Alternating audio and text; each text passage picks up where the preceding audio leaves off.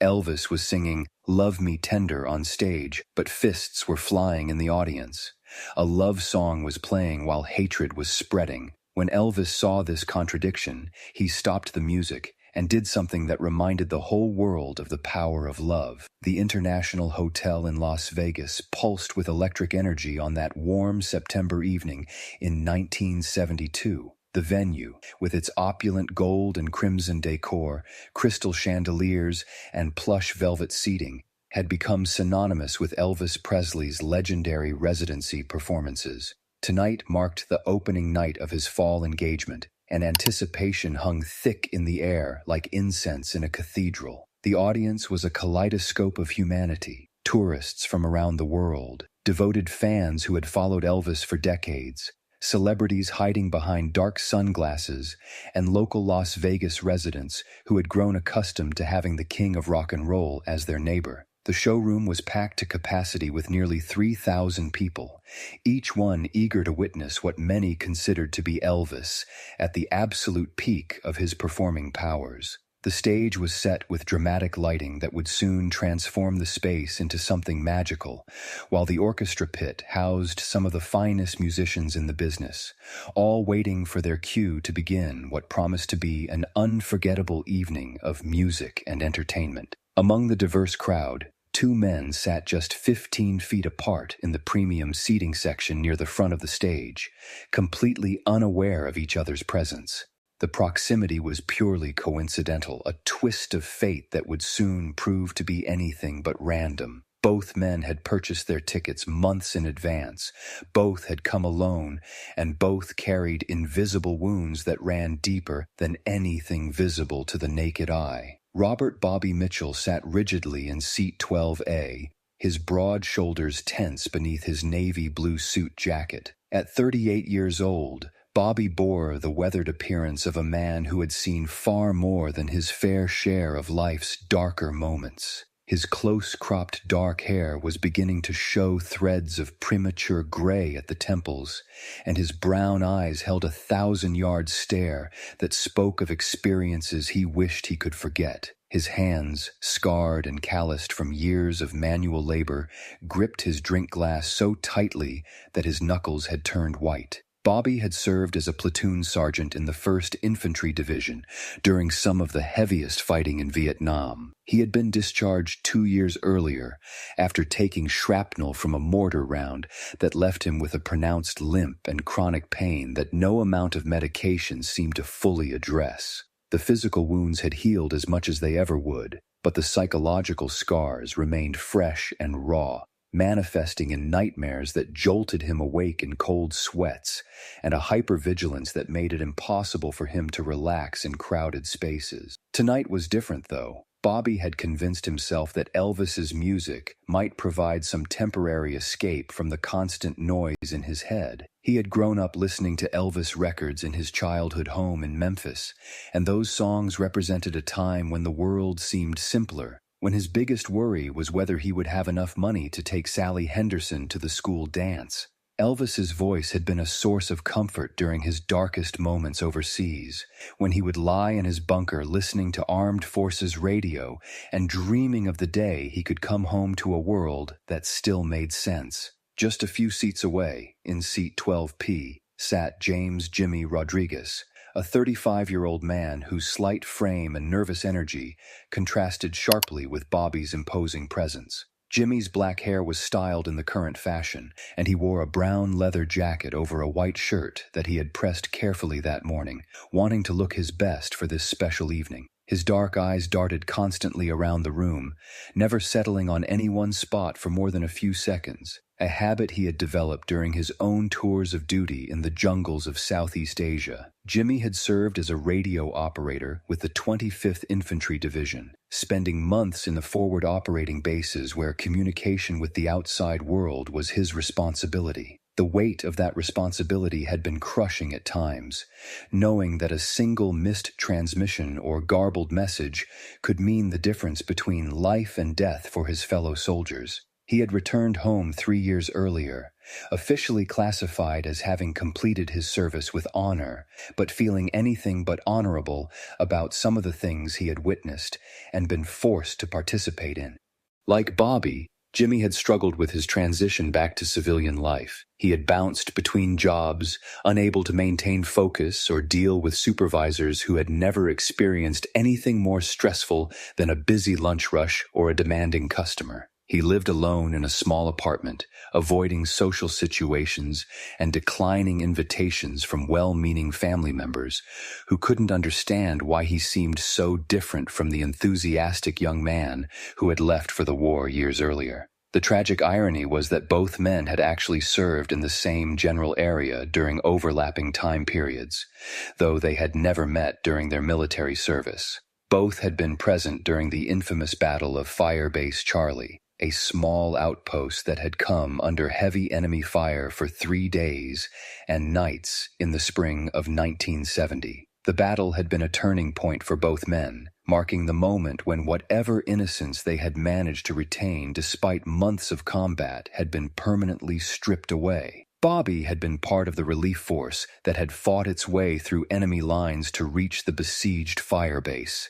He had arrived to find the communications bunker destroyed and several radio operators dead or wounded, their equipment scattered and useless. Among the casualties was Jimmy's best friend and fellow radio operator, a kid from Texas named Danny Sullivan, who had planned to become a teacher when he got home. Bobby had been the one to carry Danny's body out of the bunker, and the image of that young man's face had haunted his dreams ever since. Jimmy, meanwhile, had been trapped inside that same bunker when it came under direct fire. He had watched helplessly as Danny was killed by shrapnel from a rocket-propelled grenade, and he had spent the next 18 hours calling desperately for reinforcements while enemy fire poured in around him. When the relief force finally arrived, Jimmy had been found crouched in a corner of the destroyed bunker, clutching his radio and repeating the same call sign over and over again, even though his equipment had been destroyed hours earlier. Neither man knew the other's story, but both carried the invisible scars of that terrible battle.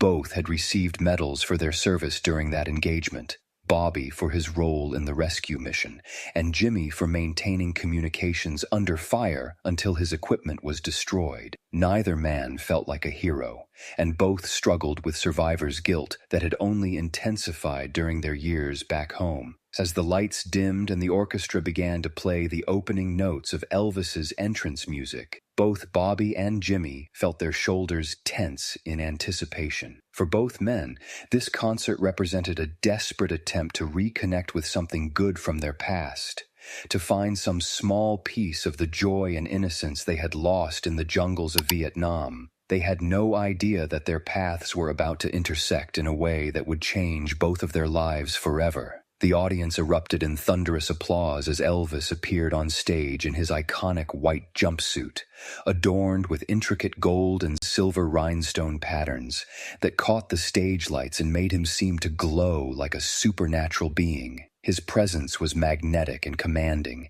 instantly drawing the attention of every person in the room with an energy that seemed to pulse through the very air itself. The years had been kind to Elvis, and at 37 years old, he was arguably at the peak of his performing powers, his voice stronger and more nuanced than ever before. Thank you very much, Elvis said into the microphone, his distinctive voice sending waves of excitement through the crowd. It's good to be back in Las Vegas, and it's good to see all you beautiful people tonight. The audience responded with another wave of applause and cheering that seemed to go on forever before finally quieting down enough for the show to begin. Elvis launched into his opening number, C.C. Rider, and the entire venue came alive with music and energy. His voice was powerful and smooth, filling every corner of the massive room with its warmth and charisma. The band behind him was tight and professional, providing the perfect backdrop for Elvis's commanding performance. He moved across the stage with the confidence and grace of a man who was born to entertain, his every gesture calculated to maximize the emotional impact on his audience. For the first time in months, both Bobby and Jimmy felt some of the tension in their shoulders begin to ease.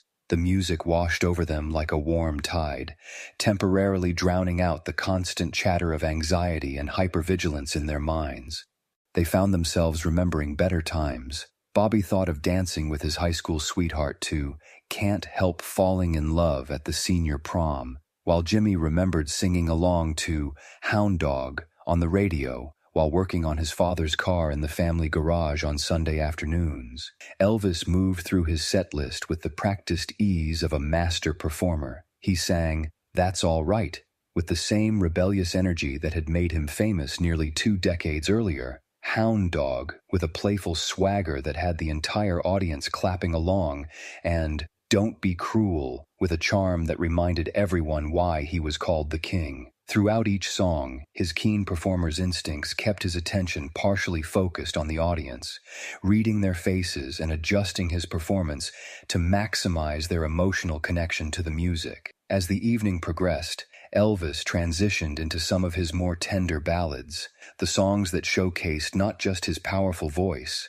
but his ability to convey deep emotion and vulnerability. The lighting dimmed to create a more intimate atmosphere as he approached the microphone with the reverent care of a man about to share something sacred with 3,000 of his closest friends. "Ladies and gentlemen," Elvis said softly, his voice carrying easily throughout the hushed venue, "I'd like to sing a song for you that means a lot to me. It's about the most powerful force in the universe, love." The opening notes of "Love Me Tender" began to flow from the orchestra, gentle and sweet like honey dripping from a spoon. Elvis's voice, soft and vulnerable, began to weave the familiar melody that had touched millions of hearts around the world. The song had always been one of his most popular ballads, a gentle declaration of devotion that spoke to the universal human need for connection and tenderness. As he sang, the entire audience seemed to lean forward slightly, drawn into the intimate space that Elvis's voice created around each listener. But even as the beautiful music filled the air with its message of love and tenderness, something ugly was beginning to unfold in the premium seating section near the front of the stage. Bobby had been trying to lose himself in the music when he noticed a movement out of the corner of his eye. A man in a brown leather jacket was shifting nervously in his seat, his hands clenched into fists, his face showing signs of distress that Bobby recognized all too well. The recognition was not conscious at first, just a vague sense that something about this stranger seemed familiar. But as Bobby studied the man's profile, details began to click into place like pieces of a puzzle arranging themselves in his mind. The way the man held his shoulders, the particular rhythm of his nervous fidgeting, the distinctive scar on his left hand that was visible when he reached for his drink. Bobby had seen all of these details before, in a place and time that he had spent 3 years trying to forget. Meanwhile, Jimmy was experiencing his own moment of dawning recognition. The large man in the Navy suit sitting nearby had a bearing and posture that spoke of military training, and there was something about his profile that tugged at Jimmy's memory, like a half-remembered dream. As Elvis's voice soared through the tender lyrics of the love song, Jimmy found himself studying this stranger instead of focusing on the performance. The realization hit both men at almost exactly the same moment, like lightning striking the same spot twice. Bobby saw Jimmy's face clearly for the first time and remembered those desperate hours in the destroyed communications bunker, remembered carrying out the body of Jimmy's best friend, remembered the look of devastated loss on the face of the young radio operator who had somehow managed to keep calling for help even after his equipment was destroyed. Jimmy, for his part, recognized Bobby as the battle-hardened sergeant who had appeared in the bunker like an angel of mercy, who had gently closed Danny Sullivan's eyes and helped Jimmy to his feet when he could no longer stand on his own, who had guided him out of that hell on earth and into the relative safety of the evacuation zone. But the memories that these recognitions triggered were not pleasant ones. They were memories of blood and terror, of friends dying in agony, of desperate radio calls that went unanswered for too long, of the awful responsibility each man felt for the things that had gone wrong during those terrible 3 days. Instead of feeling gratitude for their reunion, both men felt the old anger and guilt come rushing back like a dam bursting inside their chests. Bobby's memory focused on those crucial hours when he had tried desperately to reach the firebase, when Jimmy's radio calls had guided them through the enemy fire, but had also led them into an ambush that cost 3 good men their lives. In Bobby's mind, clouded by years of unprocessed trauma and survivor's guilt, Jimmy became the voice that had sent his friends to their deaths. Jimmy, meanwhile, remembered the bitter disappointment of waiting for rescue that seemed like it would never come, of watching Danny die while help was just minutes away, of feeling abandoned and forgotten until Bobby's unit finally fought their way through. In Jimmy's trauma-addled recollection, Bobby became the symbol of help that arrived too late, the rescue that came after the real damage had already been done. Neither man's memories were entirely accurate, distorted as they were by years of untreated post-traumatic stress and the mind's tendency to assign blame when random tragedy feels too overwhelming to accept. But in that moment, with Elvis's voice singing about love and tenderness in the background, both men felt nothing but rage toward the person sitting just a few feet away. The confrontation began quietly, almost politely, as Bobby leaned across the narrow aisle between their sections. "I know you," he said in a voice that carried undertones of accusation and barely controlled anger. Jimmy turned toward him, his own face flushing with recognition and resentment. "Yeah, I know you too, Sergeant. You took your sweet time getting to us, didn't you?" "We got there as fast as we could," Bobby replied, his voice rising slightly despite his attempt to keep the conversation private. "Maybe if your radio calls had been clearer, maybe if you hadn't led us into that ambush." "Led you into an ambush?" Jimmy's voice cracked with emotion. "I was calling for help for 18 hours while my best friend bled to death next to me. Where the hell were you when we needed you?" The exchange was beginning to draw attention from nearby audience members who were turning in their seats to see what was causing the disturbance. Elvis, still singing on stage, had not yet noticed the commotion, but his keen performer's instincts were beginning to pick up on the shift in energy within the audience. "We lost 3 good men getting to you," Bobby continued, his voice now loud enough to be heard several rows away. 3 men who would still be alive if— "If what?" Jimmy interrupted, standing up from his seat with his fists clenched. "If I had done my job better? If I had somehow made the radio work after it got blown to pieces? If I had found a way to keep Danny alive when half his chest was blown away?" Bobby stood up as well, his larger frame towering over Jimmy, but his face showing the same mixture of pain and rage that distorted Jimmy's features. "All I know is that good men died because of those coordinates you gave us. Good men with families and futures and—" "You think I don't know that?" Jimmy shouted, no longer caring who could hear him. "You think I don't see their faces every night when I try to sleep?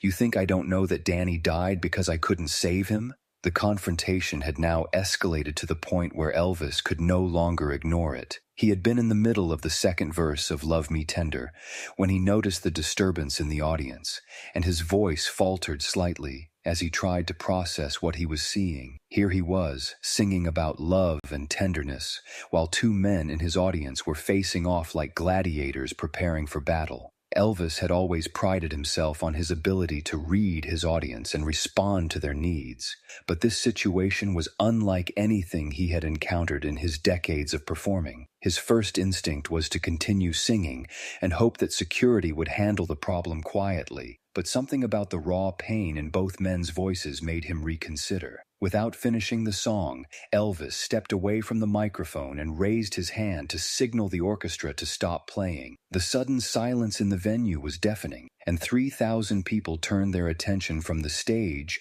to the 2 men who were now standing face to face in the premium seating section, both trembling with rage and pain. "Gentlemen," Elvis said, his voice carrying easily throughout the suddenly quiet venue, "I can see that you're both hurting, but I don't think this is the time or place for whatever this is about." Bobby and Jimmy both turned toward the stage, suddenly aware that their private confrontation had become a public spectacle. The shame of having their pain exposed in front of strangers only added fuel to their anger, and instead of backing down, Both men seemed to become even more agitated. "This is about Vietnam," Bobby called out, his voice carrying throughout the venue.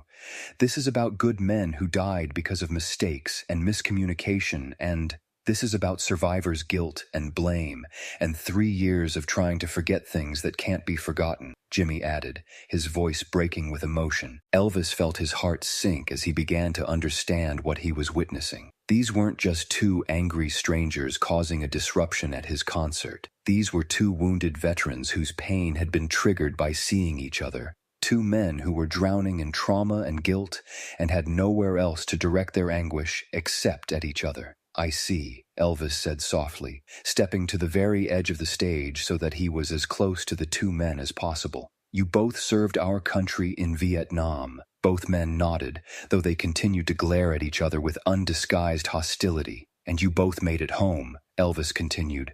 "But some of your friends didn't." Again, both men nodded, and for the first time, some of the anger in their faces began to mix with the deeper pain that lay beneath it. "And now you're both trying to figure out how to live with that," Elvis said, his voice filled with a compassion that seemed to reach every corner of the venue. "How to carry the weight of what you've seen and done and lost." The entire audience was transfixed by what they were witnessing. This was no longer a concert. It had become something much more profound and meaningful. Elvis, the king of rock and roll, was using his platform not just to entertain, but to heal, to mediate, to help two broken men find their way back to something resembling peace. "I want you both to come up here," Elvis said, gesturing toward the stage. "I want to tell everyone about what real heroes look like." Both Bobby and Jimmy looked shocked by the invitation, their anger momentarily forgotten in the face of this unexpected turn of events. The audience began to applaud, not the excited cheering of Elvis fans, but something deeper and more respectful, the sound of 3,000 people recognizing a moment of genuine human significance. I don't think that's a good idea," Bobby said, his voice much quieter now. "We're not heroes. We're just broken. And that's exactly why I want you up here," Elvis replied. "Because being broken doesn't mean you're not a hero. Sometimes being broken is the price of heroism." Jimmy wiped his eyes with the back of his hand, the fight having gone out of him as quickly as it had flared up. "I don't even know why I'm so angry at him," he said, gesturing toward Bobby. "He saved my life. He carried my best friend out of that bunker when no one else could." Bobby's shoulders sagged as the weight of his own realization hit him. "And you kept calling for help even when your equipment was destroyed, even when everything was falling apart around you. You guided us through enemy fire and probably saved a dozen lives." Elvis nodded knowingly. "So what you're really angry about isn't each other. You're angry about a war that took your friends, about a situation that was bigger than both of you, about having to carry burdens that no young men should ever have to carry." The truth of Elvis's words hit both men like a physical blow. For 3 years, they had been carrying around anger and guilt and blame with no target worthy of such powerful emotions. They had been trying to make sense of senseless loss, to find someone responsible for tragedies that were simply the random cruelty of war. "Will you come up here?"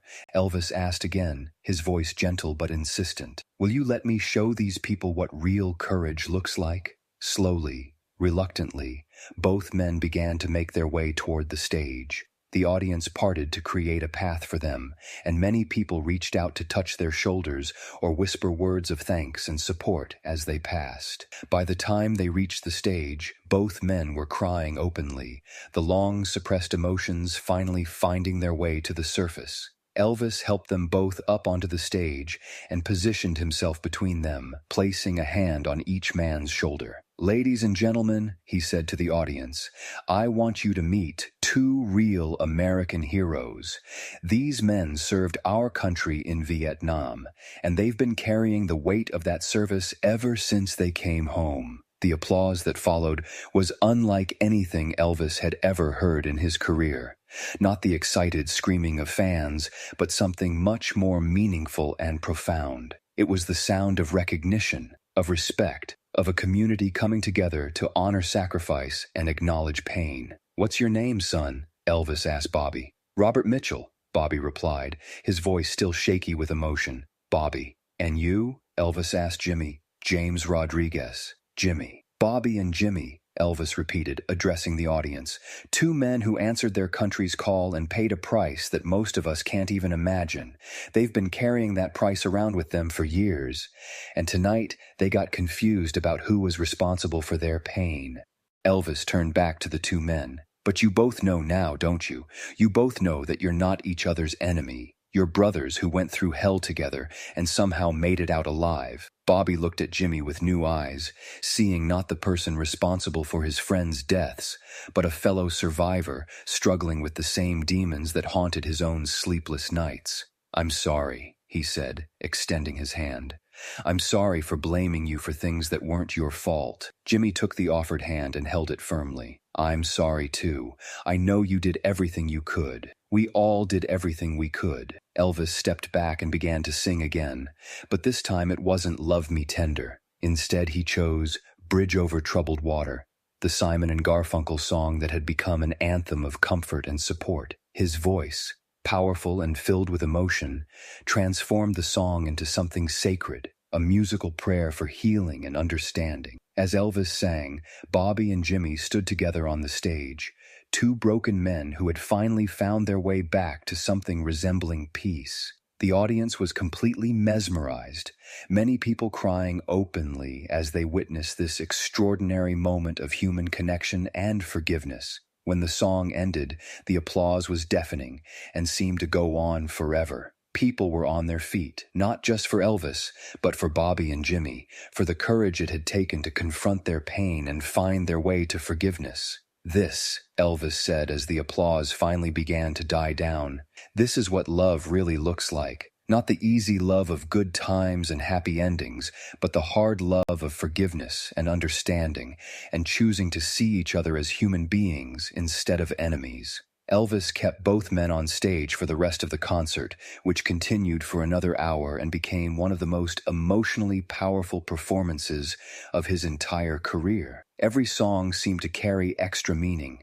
Every gesture toward the audience included acknowledgement of the two veterans standing beside him. As the evening drew to a close, Elvis addressed the audience one final time. "Tonight, you've all been part of something special. You've witnessed what happens when we choose love over hate, understanding over blame, forgiveness over revenge. Bobby and Jimmy have given us all a gift by showing us that even the deepest wounds can begin to heal when we stop fighting each other and start fighting for each other." The concert ended with Elvis, Bobby, and Jimmy singing "Amazing Grace" together, their three voices blending in a harmony that spoke of redemption and hope. There wasn't a dry eye in the house as the three men embraced at the end of the song, a moment of pure human connection that transcended entertainment and became something approaching the sacred. Backstage, Elvis spent nearly 2 hours with Bobby and Jimmy, listening to their stories, sharing his own experiences with loss and pain, and helping them understand that their survival was not something to feel guilty about, but something to be grateful for. He connected them with resources for veteran support and made sure they had ways to stay in touch with each other. In the years that followed, Bobby and Jimmy became close friends, supporting each other through the ongoing challenges of dealing with their wartime experiences. They both credited that night at Elvis's concert with saving their lives, not in a dramatic sense, but in the quiet, profound way that happens when someone helps you see that you don't have to carry your burdens alone. The story of that night became legendary among Elvis fans, but more importantly, it became a symbol of the healing power of music and human connection. It proved that sometimes the greatest performances aren't about technical perfection or crowd-pleasing entertainment, but about creating moments where broken people can find their way back to wholeness. Elvis himself often said that the night when he stopped a fight and helped two veterans find peace was one of the most important moments of his entire career. It reminded him that his gift wasn't just his voice or his charisma, but his ability to see the pain in others and respond with love and understanding. The ripple effects of that single evening continued for decades, inspiring other performers to use their platforms for healing and reconciliation, and reminding audiences that entertainment at its best can be transformative in ways that go far beyond simple pleasure or escape. Years later, when people asked Bobby and Jimmy about that night, they would both get the same distant, grateful look in their eyes. Elvis didn't just stop a fight, Bobby would say. He showed us how to stop fighting ourselves. And Jimmy would add, he taught us that coming home from war isn't just about surviving, it's about learning how to live again.